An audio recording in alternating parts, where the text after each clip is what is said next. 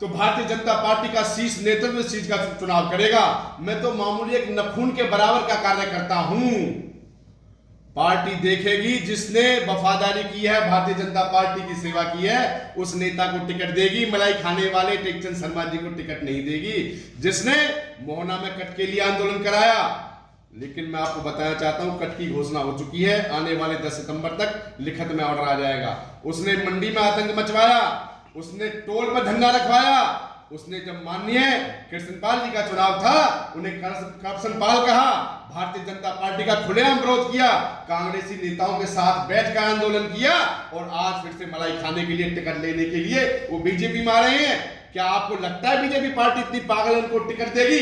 ये असंभव है। मैं तो कहता हूं किसी बाहरी आदमी को भारतीय जनता पार्टी टिकट नहीं देगी। वो होडल विधानसभा का रहने वाला, फरीदाबाद में उस विधानसभा में उसका घर है, पृथला विधानसभा से उसका लेना देना नहीं है। तो मैं आपसे पूरी तरह कहना चाहता हूं, जो नेतृत्व का निर्णय हो हम सबको मंजूर है। टिकटों को लेकर काउंटडाउन शुरू हो चुका है और पृथला से एक नाम टेकचंद शर्मा का भी आ रहा है कि टेकचंद शर्मा को आपको लगता है टिकट देनी चाहिए? देखो मैडम, मैं निजी मुद्दे पे नहीं जाना चाहता था, लेकिन आपने ये सवाल कर दिया। तो भारतीय जनता पार्टी का शीर्ष नेतृत्व इस चीज का चुनाव करेगा। मैं तो मामूली एक नखून के बराबर का कार्य करता हूं। पार्टी देखेगी जिसने वफादारी की है, भारतीय जनता पार्टी की सेवा की है, उस नेता को टिकट देगी। मलाई खाने वाले टेकचंद शर्मा जी को टिकट नहीं देगी, जिसने मोहना में कट के लिए आंदोलन कराया। लेकिन मैं आपको बताना चाहता हूं, कट की घोषणा हो चुकी है, आने वाले 10 सितंबर तक लिखित में ऑर्डर आ जाएगा। उसने मंडी में आतंक मचवाया, उसने टोल पर धंधा रखवाया, उसने जब माननीय कृष्णपाल जी का चुनाव था उन्हें करप्शन पाल कहा, भारतीय जनता पार्टी का खुलेआम विरोध किया, कांग्रेसी नेताओं के साथ बैठकर आंदोलन किया और आज फिर से मलाई खाने के लिए टिकट लेने के लिए वो बीजेपी में आ रहे हैं। क्या आपको लगता है बीजेपी पार्टी इतनी पागल है उनको टिकट देगी? ये असंभव है। मैं तो कहता हूं किसी बाहरी आदमी को भारतीय जनता पार्टी टिकट नहीं देगी। वो होडल विधानसभा का रहने वाला, फरीदाबाद में उस विधानसभा में उसका घर है, पृथला विधानसभा से उसका लेना देना नहीं है। तो मैं आपसे पूरी तरह कहना चाहता हूं, जो नेतृत्व का निर्णय हो हम सबको मंजूर है। 370 जो हटी उसका क्या फायदा हुआ ये बताइए। मोदी जी ने 370 हटाया, समानता का अधिकार मिला, पत्थर वालों के पत्थर फेंकने बंद हो गए। आज लाल चौक पर तिरंगा बड़े शान से फहरता है। हमारा सैनिक गर्व से छाती चौड़ी करके अपने पूरे बॉर्डर को घूमता है। तो नेशनल कॉन्फ्रेंस का अलायंस किया है कांग्रेस ने, ये उनका घोषणा पत्र है, उसे कांग्रेस का क्या लेना देना?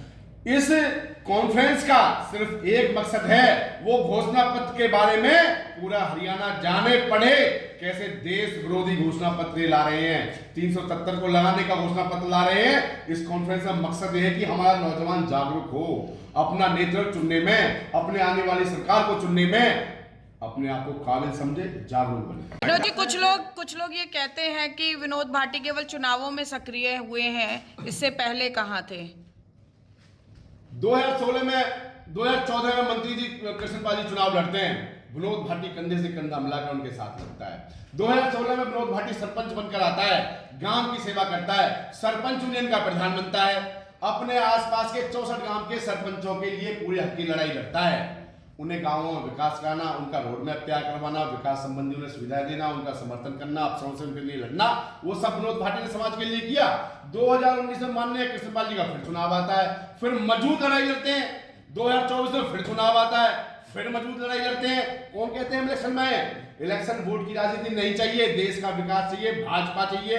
सिर्फ ये मोटो है, अपने पृथ्वी को नंबर बनाना है, इसके लिए राजनीति में आया हूं। वोट किसी नहीं मांगता, मुझे टिकट मिले ना मिले मेरा यही रवैया रहेगा, ये मेरा राजनीतिक सूत्र रहेगा कि पृथ्वी कैसे आ गया है, कैसे विकास हो, कैसे हुआ पृथ्वी का नौजवान जागे। पृथला में जो कांग्रेस के पूर्व विधायक हैं रघुवीर तेवतिया, हो सकता है फिर से चुनाव लड़े, क्या उन्होंने उस घोषणा पत्र का समर्थन किया है? जो घोषणा पत्र कांग्रेस ने लागू किया वो रोज बढ़ रहे हैं, उनकी नीतियों पर चल रहे हैं। क्या उन्होंने आपने कोई बाइट ली? आपने उनका सुना कहीं वक्तव्य कि भाई इसका विरोध करता हूं? किसी ने कहा? वो सब एक थाली के चट्टे बट्टे हैं, सबको वोट की राजनीति करनी है। रघुवीर सिंह तेवतिया जी ने क्या किया?